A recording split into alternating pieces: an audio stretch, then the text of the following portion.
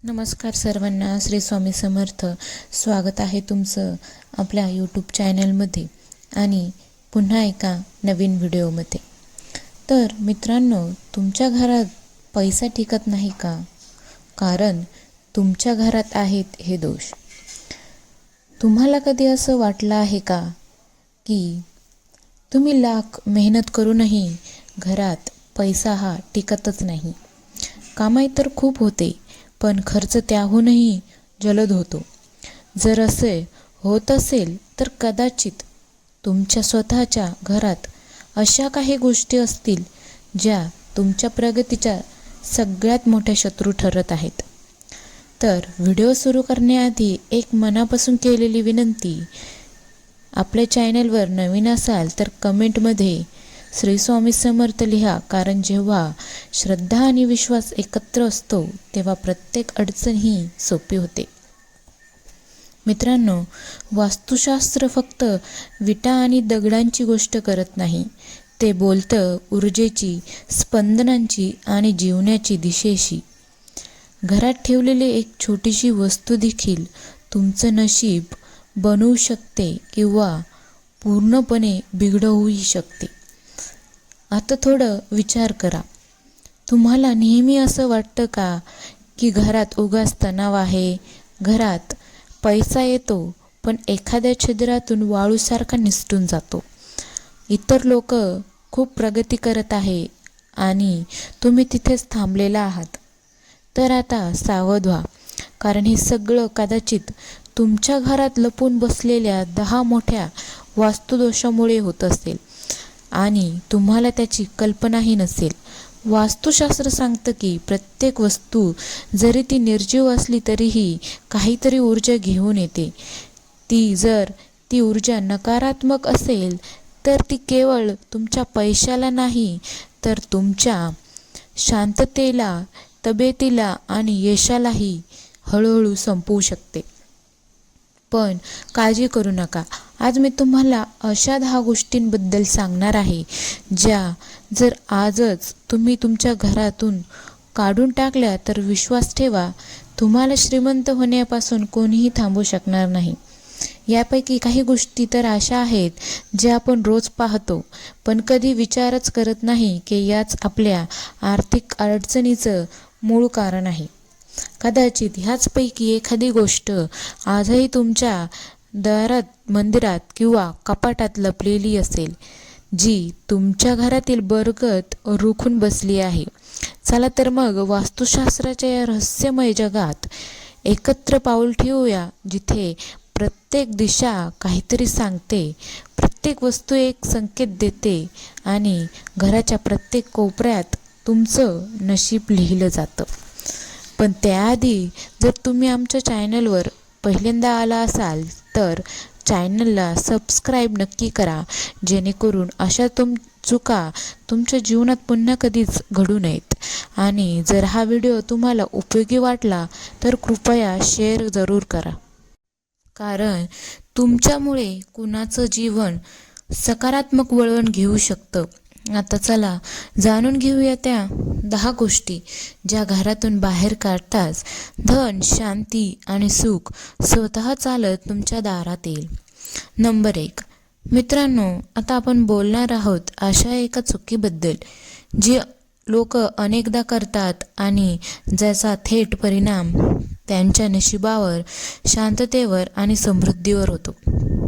ती चूक म्हणजे देवदेवतांच्या भग्न मूर्ती किंवा फाटलेल्या प्रतिमा घरात जपून ठेवणं. अनेक वेळा पूजेदरम्यान मूर्ती तडकते किंवा फोटोचे कोपरे फाटतात.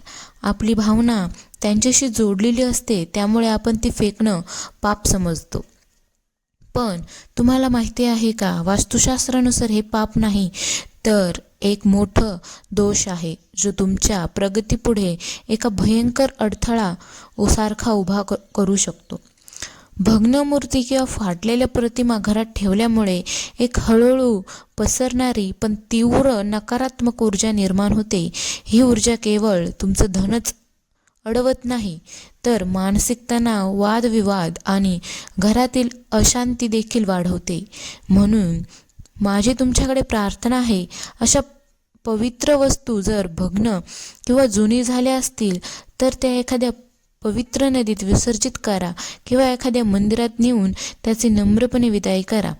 पण अशा वस्तू घरात अजिबात ठेवू नयेत. आणखी एक गोष्ट, आजकाल अनेक लोक अशा देवतांच्या चित्रांचा वापर करतात जे पारंपरिक स्वरूपाचे नसतात, जसं की चिलम ओढणारे शिवाजी किंवा अतिशय विक्राळ स्वरूपातील भैरव. अशा चित्रांचं जरी ते कला म्हणूनच का नको असेना, तरीही घरातील ऊर्जेवर तीव्र परिणाम होतो. कारण प्रत्येक चित्र एक भावना प्रकट करतं आणि विक्राळता किंवा रागदर्शक छायाचित्र घरातील सौम्यता आणि लक्ष्मीला दूर करतात. हे लक्षात ठेवा, जेव्हा देवता घरात असतात तेव्हा त्यांचं स्नान, संख्या आणि स्वरूप सगळं वास्तूनुसार संतुलित असणं आवश्यक आहे.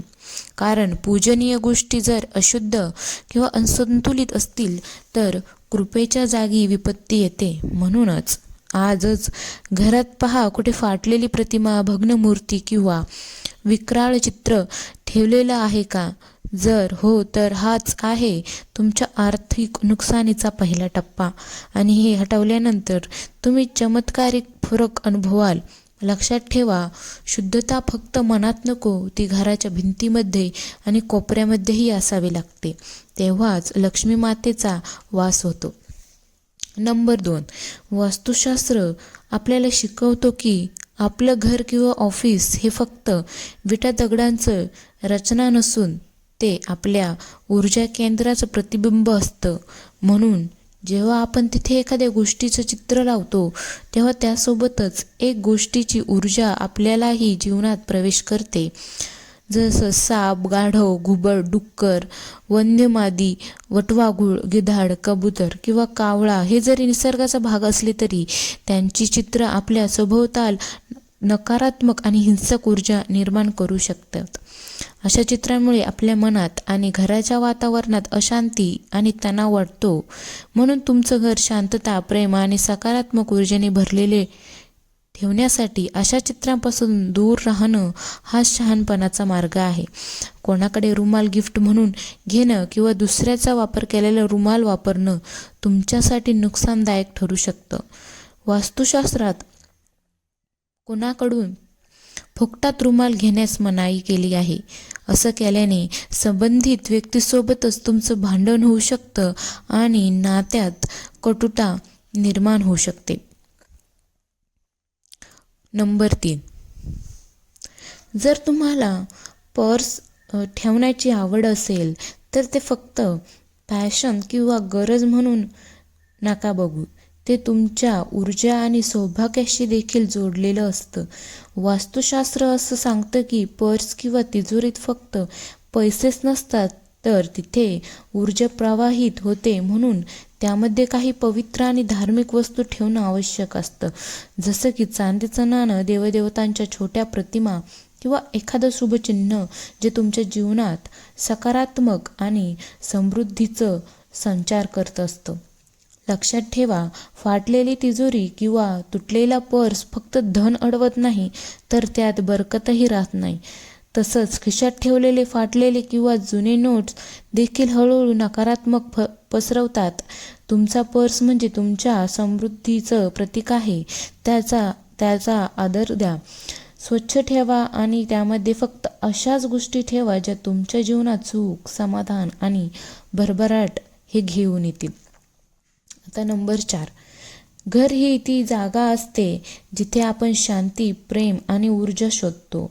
पण विचार करा, जर त्याच घरात तुटलेल्या किंवा खराब गोष्टी असतील, जसं की फुटलेला आरसा, बंद पडलेली घड्याळ, तुटलेला पलंग किंवा चिरलेला दिवा, तर असं घर सुख आणि समृद्धीचं केंद्र बनू शकेल का? वास्तुशास्त्र याबाबत आपल्याला याचाही इशारा देतं. तुटलेली भांडी, खराब इलेक्ट्रॉनिक उपकरणं, फाटलेले पोस्टर किंवा चित्र, जुना मोडकळीस आलेला फर्निचर ही सगळी गोष्ट हळूहळू घरातील सकारात्मक ऊर्जा शोषून घेतात आणि मग त्या रिकाम्या जागेत नकारात्मक ऊर्जा ही प्रवेश करते, जी घराचं वातावरण जड करते आणि मनात बेचैनी, तणाव आणि मानसिक गोंधळ निर्माण करते. जर तुमच्या घरात कुठलीही वस्तू तुटलेली असेल तर ती त्वरित दुरुस्त करून घ्या किंवा मनापासून तिला अलविदा सांगा, कारण या गोष्टी फक्त निरुपयोगी नसतात तर त्या तुमच्या आनंदाच्या मार्गात अडथळा बनतात. तुमचं घर म्हणजेच तुमचं मंदिर आहे, ते स्वच्छ आणि सकारात्मक ऊर्जा यांनी भरलेलं असावं. तुटलेल्या गोष्टीशी नातं तोडा आणि नवीन प्रकाशाला आपल्या जीवनात आमंत्रित करा. आता क्रमांक 5. पूजाघरी एक अशी जागा आहे जिथे आत्मा शांतता अनुभवते, जिथे प्रत्येक सकाळची सुरुवात आरतीच्या मधुर ध्वनीने आणि दिव्यांच्या प्रकाशाने होते. या पवित्र जागेत एक खास स्थान असतं, पूजा कलशाचं. पण तुम्हाला माहिती आहे का, हा कलश रिकामा ठेवणं ही फक्त एक साधी चूक नसून एक गंभीर वास्तुदोषसुद्धा ठरू शकतो. वास्तुशास्त्रात असं म्हटलं आहे की पूजा कलश हा फक्त एका धातूचे भांड नाही, त्यामध्ये ब्रह्मा, विष्णू आणि महेश यांचं वास मानलं जातं. जेव्हा हा कलश रिकामा असतो तेव्हा असं समजलं जातं की आपण त्या दिव्य शक्तींना आमंत्रण तर दिलं, पण त्यांना सन्मान दिला नाही. कलश हा व्यक्तीच्या जीवनाशी जोडलेला असतो. त्यात भरलेले पाणी केवळ वातावरण शुद्ध करत नाही, तर ऊर्जेचा प्रवाहही संतुलित ठेवतो. म्हणून तो कधीही रिकामा ठेवू नका. गंगाजल भरून ठेवा, जेणेकरून तुमच्या घरात कायम सुख, शांती आणि समृद्धी राहील. जेव्हा पूजेचा कलश भरलेला असतो तेव्हा तो फक्त तुमच्या घराची शोभा वाढवत नाही, तर तुमच्या आयुष्यातील प्रत्येक कोपऱ्यात प्रगतीचे आणि यशाचे नवीन दरवाजे उघडतो.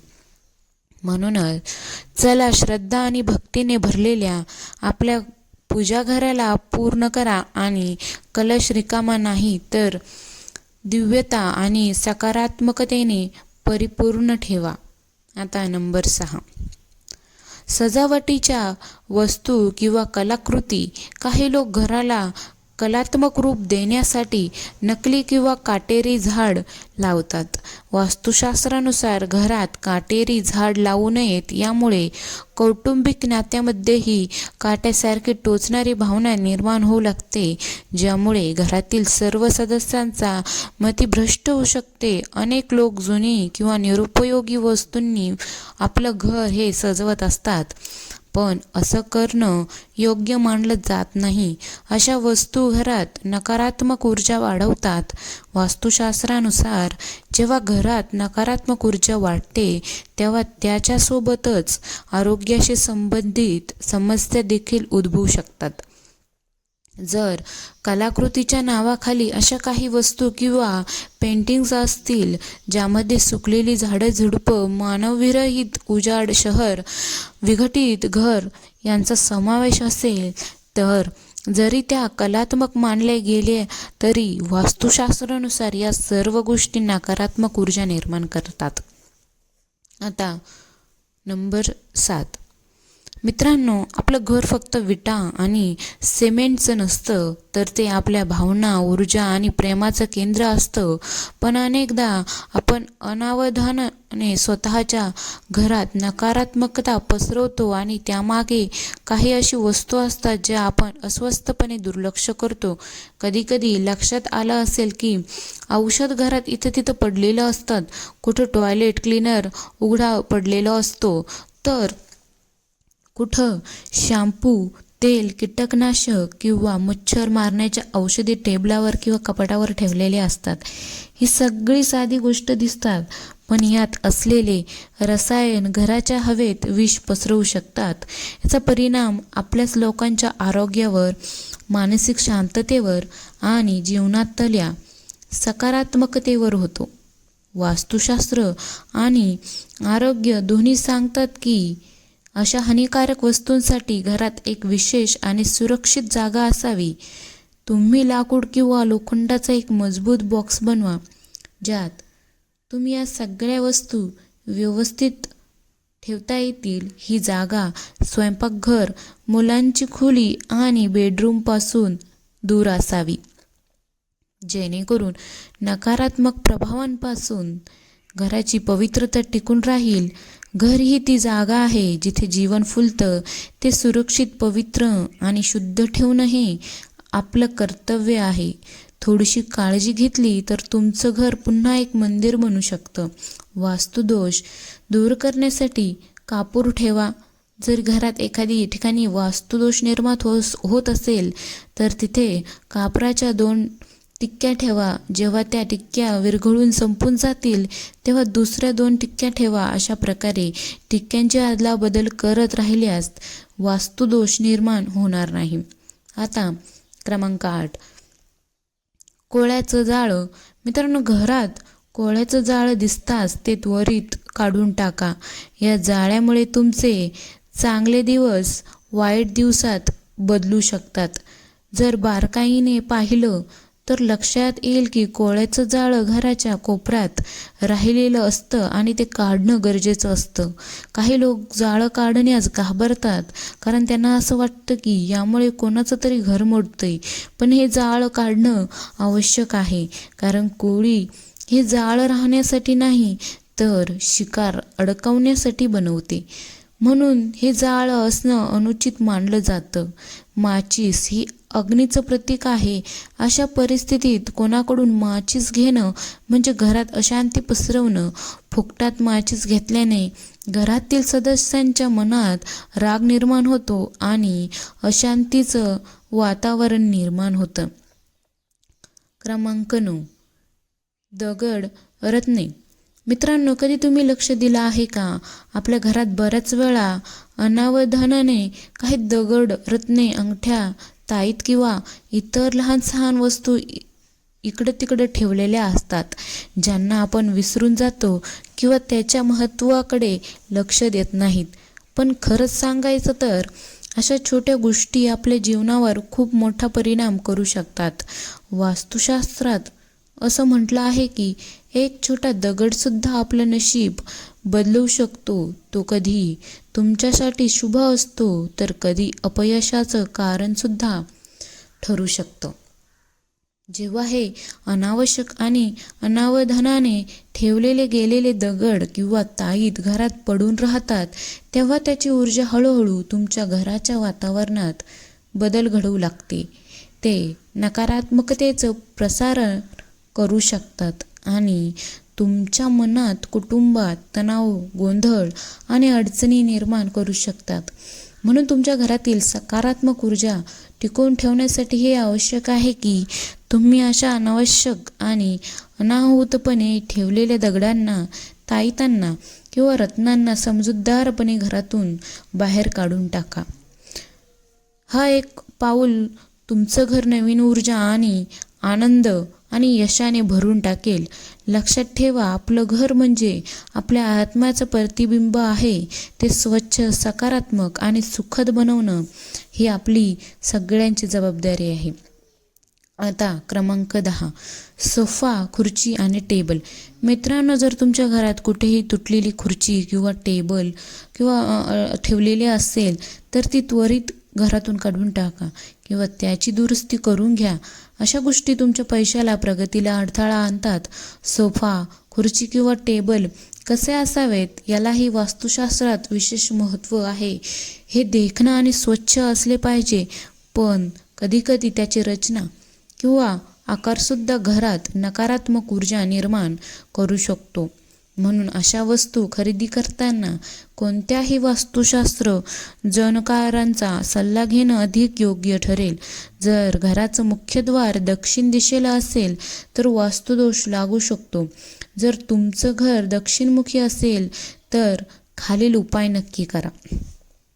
नंबर 1, सर्वात प्रथम घराच्या समोरच्या दरवाजापासून दुप्पट अंतरावर निमाचं झाड लावा. दुसरं, घराच्या मुख्य दरवाजावर पंचमुखी हनुमानजींचा फोटो लावा. एक आरसा लावणं देखील फायदेशीर ठरू शकतं. 4. मुख्य दरवाजाच्या वर पंचधातूचा पॅरामिड लावल्यानेही वास्तुदोष नष्ट होतो. 5. गणपती बाप्पांची 2 दगडी मूर्ती बनवा ज्याची पाठ एकमेकांना जोडलेली असेल. या जोडलेल्या गणेश मूर्तीला घराच्या मुख्य दरवाजाच्या चौकटीच्या अगदी मध्यभागी बसवा, जेणेकरून एक गणपती घराच्या आत पाहत असेल आणि एक बाहेर पाहणारा गणपती असावा. जेव्हा घरात वास्तुदोष पसरतो तेव्हा फक्त भिंती किंवा फर्निचर बदलणं पुरेसं नसतं, त्या घरातील ऊर्जा शुद्ध करणं देखील तितकंच महत्त्व असतं. वास्तुदोष पूर्णपणे दूर करण्यासाठी वेळोवेळी सुंदरकांड किंवा रामचरितमानस यांचं पठण केलं पाहिजे. या पवित्र मंत्राची ध्वनी घराच्या प्रत्येक कोपऱ्यात पसरते आणि नकारात्मक ऊर्जा दूर करून सकारात्मकतेचा संचार करते.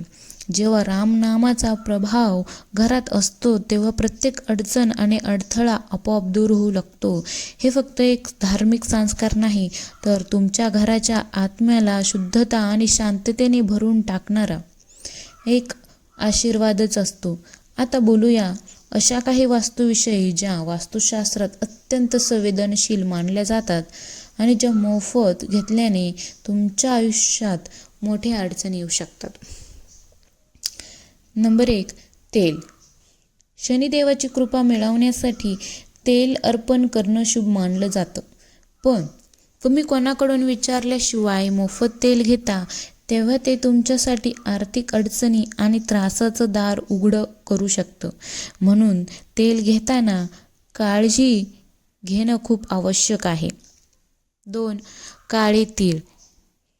हे छोटेसे काळे तीळ राहू, केतू आणि शनीशी संबंधित असतात. चुकूनसुद्धा हे मोफत घेणं किंवा दान म्हणून स्वीकारणं तुमच्या नशिबात मोठ्या अडचणी आणू शकतं. शनीची कठोरता आणि राहुकेतूच्या क्लिष्टतेशी तुम्हाला सामना करावा लागू शकतो. आता नंबर 3. सुई किंवा नाजूक वस्तू. ही वस्तू तुमच्या नात्याच्या नाजूकतेशी संबंधित असते. कोणाकडून मोफत सुई घेणं तुमच्या वैवाहिक आयुष्यात दुरावा आणि मतभेदाचं कारण ठरू शकतं. म्हणून नाते टिकवण्यासाठी काळजी घेणं खूप गरजेचं आहे. नंबर 4. लोहा. हे एक कठीण धातू असून शनिदेवाचं प्रतीक मानले जाते. कोणाच्याही परवानगीशिवाय लोहा घेणं म्हणजेच तुमच्या घरात गरिबी आणि दारिद्र्यपणाला आमंत्रण देणं होय. म्हणूनच लोहा नेहमी सन्मान आणि समजूतदारीनेच घ्यावा. आता मीठ. जेव्हा अचानक घरात मोठं मीठ संपतं तेव्हा शेजाऱ्यांकडून मोफत घेणं सोपं वाटतं, पण वास्तुशास्त्रानुसार मिठाचा संबंध शनिदेवाशी आहे. मोफत मीठ घेतल्याने फक्त आर्थिक अडचणी वाढतात असं नाही, तर आरोग्यविषयक समस्या देखील उद्भवू शकतात आणि कर्जाच्या ओझ्याखाली दडपण निर्माण होऊ शकतो. मित्रांनो, या गोष्टी केवळ रिवाज किंवा जुन्या परंपरा नाहीत. यात तुमचं जीवन अधिक चांगलं बनवण्यासाठी आणि सुखशांती टिकवण्यासाठी ठेवण्यासाठीचे वास्तुशास्त्राचे नियम आहेत, ज्यांना समजून घ्या, स्वीकारा आणि तुमचा घर सकारात्मक आणि समृद्धतेने भरलेले बनवा. तर मित्रांनो, आपलं घर हेच आपलं सर्वात मोठं आशियानं असतं, जिथे आपल्या या आशा, स्वप्न आणि आनंद वाढत जातात. म्हणून त्याला सकारात्मक ऊर्जेने भरून ठेवणं ही आपली सर्वात मोठी जबाबदारी आहे. वास्तूचे सोपे पण खोल आर्थिक नियम आपल्याला हेच शिकवतात की छोट्या छोट्या गोष्टींचा आपल्या आयुष्यावर खूप मोठा परिणाम होतो. तर चला, आपलं घर नकारात्मकतेपासून मुक्त करूया, वास्तुदोष दूर करूया आणि असं वातावरण तयार करूया जिथे प्रेम, समृद्धी आणि शांती नेहमी वसत असेल. तर कसा वाटला आजचा हा व्हिडिओ मला कमेंटमध्ये नक्की सांगा आणि चॅनलला सबस्क्राईब करायला विसरू नका. धन्यवाद. श्री स्वामी समर्थ.